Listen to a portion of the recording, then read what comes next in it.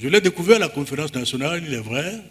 Je savais qu'il fut ministre de l'économie, qu'il a fait l'école nationale d'administration, école française où sont formées les élites du service public, qu'il était administrateur à la Banque mondiale et à la conférence nationale, il était apparu pour beaucoup d'entre nous comme l'homme de la situation.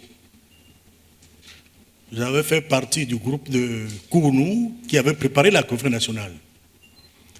Et c'est avec plaisir que nous avons œuvré pour qu'il soit effectivement élu Premier ministre de transition. Il pensait que c'était juste pour 12 mois au maximum. Mais il aime le Bénin, la nation avait besoin de lui, et j'ai découvert dans mes relations avec le président qu'il est un homme de dialogue. Je ne sais pas les raisons pour lesquelles, quand il a décidé d'être candidat à l'élection présidentielle, il m'a sollicité pour être son porte-parole. Je pouvais l'accompagner partout. C'est comme cela que nous avons commencé à cheminer dans tout le Bénin. Il a traversé des moments difficiles qui m'ont donné l'occasion d'aller le voir directement dans sa chambre pour prendre les consignes. Ce qui crée déjà un rapprochement et une confiance entre nous.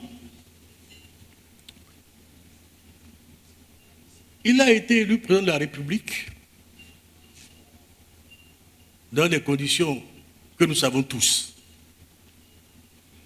Il n'a pas pu prêter serment le 1er avril, compte tenu de sa santé. Il n'a fait que le 4. Mais il n'a réellement commencé à assumer ses fonctions qu'à partir du mois d'août 1991. Et ça a été la première manifestation de son rayonnement sur lequel je reviendrai plus tard. Mais j'ai découvert dans sa pratique de gouvernance qu'il est un homme de dialogue. En 1994, lorsqu'il y avait, après la dévaluation des tensions sur les mesures sociales à prendre entre l'Assemblée nationale et le président de la République, il n'hésitait pas à appeler les anciens présidents de la République, qui répondaient tous présidents. Kérékou, Maga, Zissou, Awadegbe, de Souza, pour échanger. Il sollicitait également le président de l'Assemblée nationale, à l'époque Adrien Oumbédi, pour trouver toujours des solutions aux problèmes qui s'opposaient à la nation. Et ce dialogue, il a déjà commencé quand il était Premier ministre. Chaque mois, il venait échanger avec le bureau du Haut Conseil de la République auquel j'appartenais, pour faire le point de la mise en œuvre des décisions de la conférence, des difficultés qu'il rencontrait aussi, et des suggestions pour pouvoir maintenir le cap.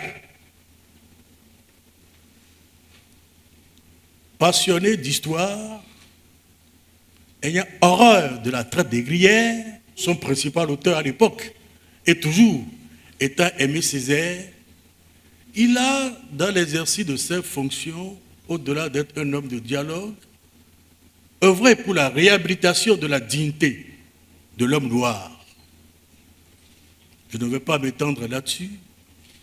Nous avons Ouida 92, nous avons le 10 janvier pour la religion endogène, et nous avons aussi la fête des paysans pour montrer sa proximité avec le peuple. Homme de dialogue, homme d'ouverture, il a œuvré également pour le rayonnement du Bénin. En 1990, le Bénin, qui était un État à orientation socialiste, était isolé sur le plan international.